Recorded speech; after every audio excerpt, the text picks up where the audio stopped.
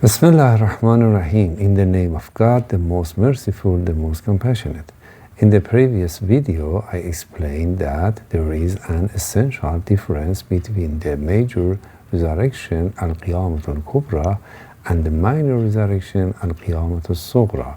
The major resurrection signifies the dissolution of multiplicity and individuality and the manifestation of divine unity and totality. In contrast, during the minor resurrection, the human being still retains individuality and a degree of volition. I'm Hassan Moradi, and in this video I will discuss the nature of minor resurrection.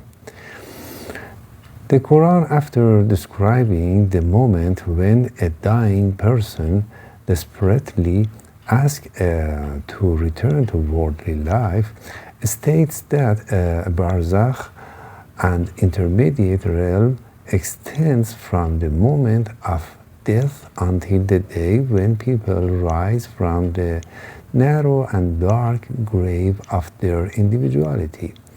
Ya wa min wara'ihim barzakhun ila yawmi yub'asun.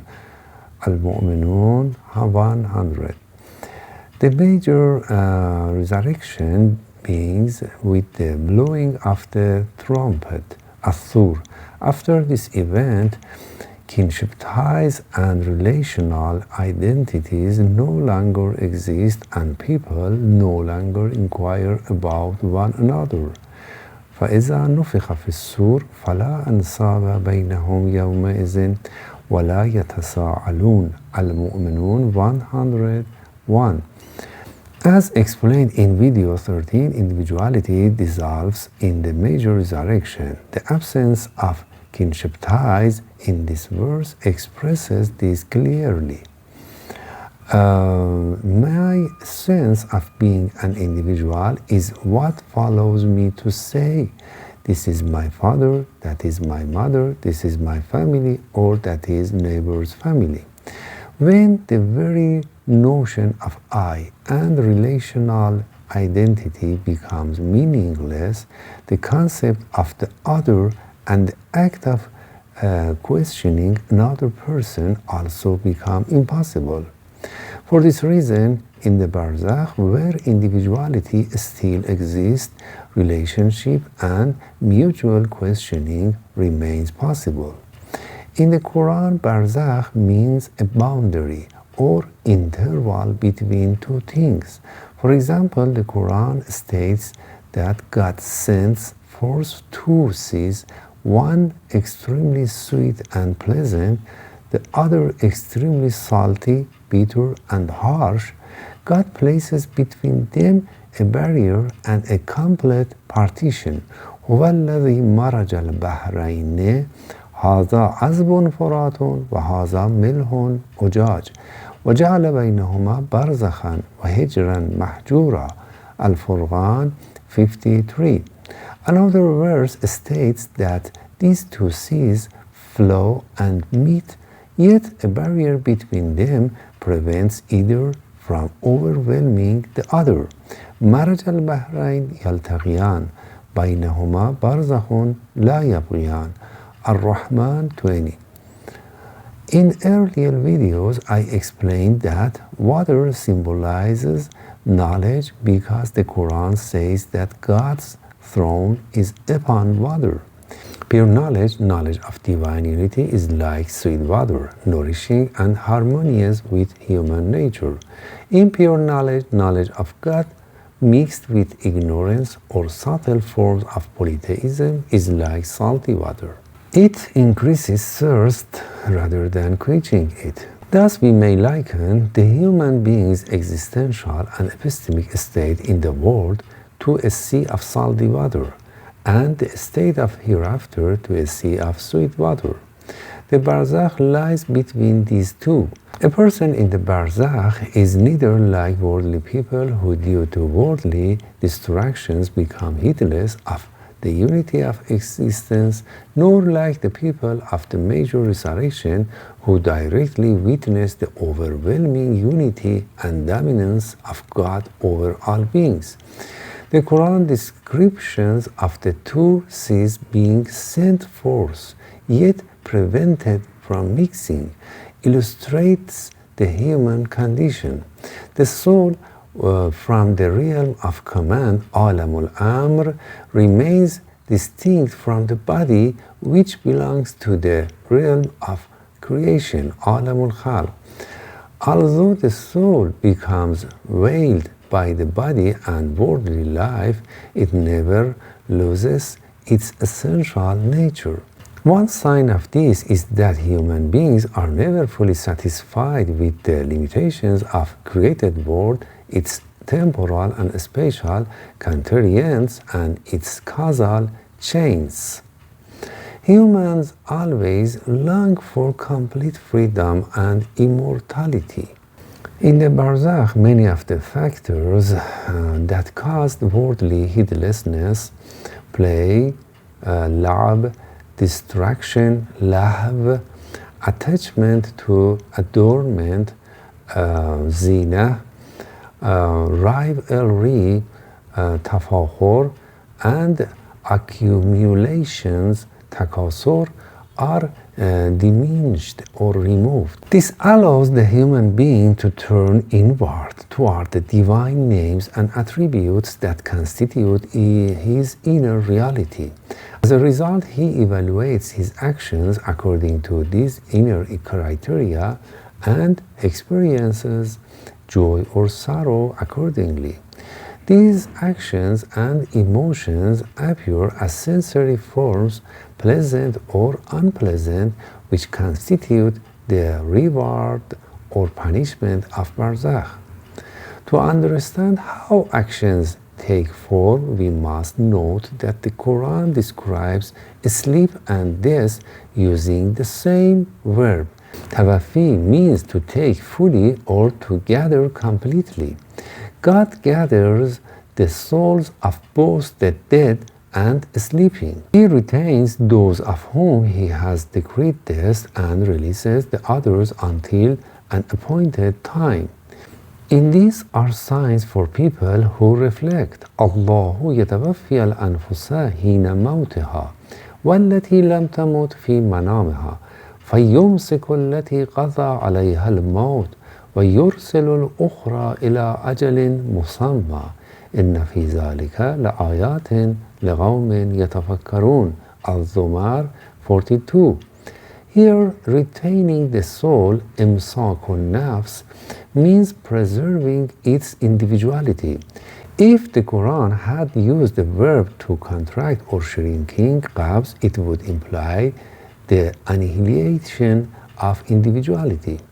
As explained earlier, the major resurrection involves the gathering and compression of all existence, ruling up the heavens like a scroll and grasping the earth in his hands.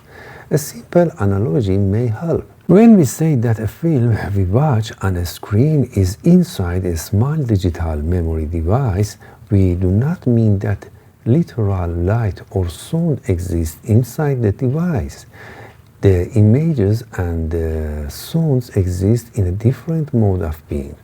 In the same way, we cannot say that the feelings of joy or sorrow experienced by the people in the film exist inside the external memory device in their original form. Speaking about infinite realm using concepts derived from finite experience is inherently limited. When the Quran speaks of eternal paradise or hell, we must not imagine temporal or spatial eternity in the worldly sense.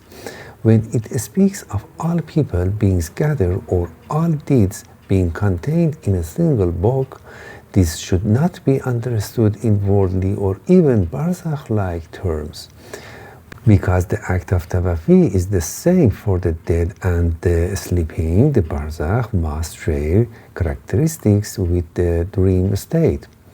Perceptions in Barzakh resemble those in dreams. Dreams can arise from memories from one's psychological states, from glimpses of the future, or from symbolic gifts of knowledge or virtue. For example, taking a glass of milk from a spiritual person and drinking it. Likewise, in the Barzakh, a person may recall, worthily memorize, witness the embodied forms of his moral qualities and deeds, for example, seeing animals such as snakes and scorpions, perceiving beings he could not perceive before, such as angels or the souls of the deceased, or receiving symbolic forms of knowledge.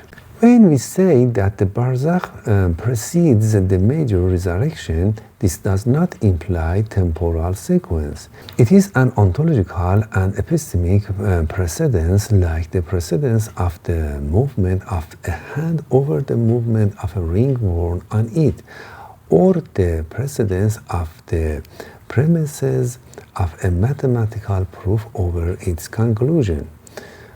As explained earlier, both the minor and major resurrection are not temporal or spatial events, but existential or epistemic states. Saying that minor resurrection beings after death does not mean after in temporal sense. The cessation of bodily life is simply the condition for a new state of soul. In Barzakh, time and space exist in a different mode. The Quran states that the people of Pharaoh are exposed to the fire morning and evening, but on the day the hour is established, they enter a more intense punishment. النار يعرضون عليها غدوا وعشيا ويوم تقوم الساعة أدخلوا آل فرعون أشد العذاب. Al-Ghafir 46. This contrast shows that Barzakh punishment is weaker and periodic, while the punishment of the major resurrection is more intense. In Barzakh, the person is exposed on the fire. In the major resurrection, he enters it. Al-A'raf 38. The reason for the greater intensity is the greater clarity of knowledge in the hereafter. In the world and the Barzakh, the human being still possesses a sense of independent selfhood.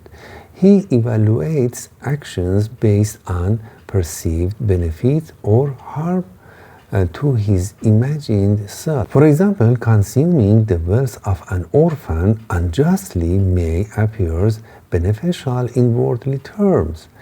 In the Barzakh, he sees the inner reality of these acts as fire.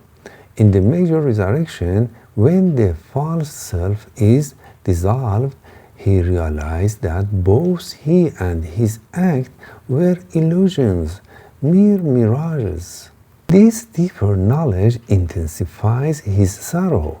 Thus, the Quran's use of expressions like entering the fire or being among the people of the fire, Ashabun Nar, reflects this heightened awareness. In the world, occasionally, and in the Barzakh, morning and evening, the fire burns away impurities. Fire always destroys superficial forms. A wooden statue becomes blackened and ugly when burned. Likewise, the inner ugliness of unjust deeds becomes manifest.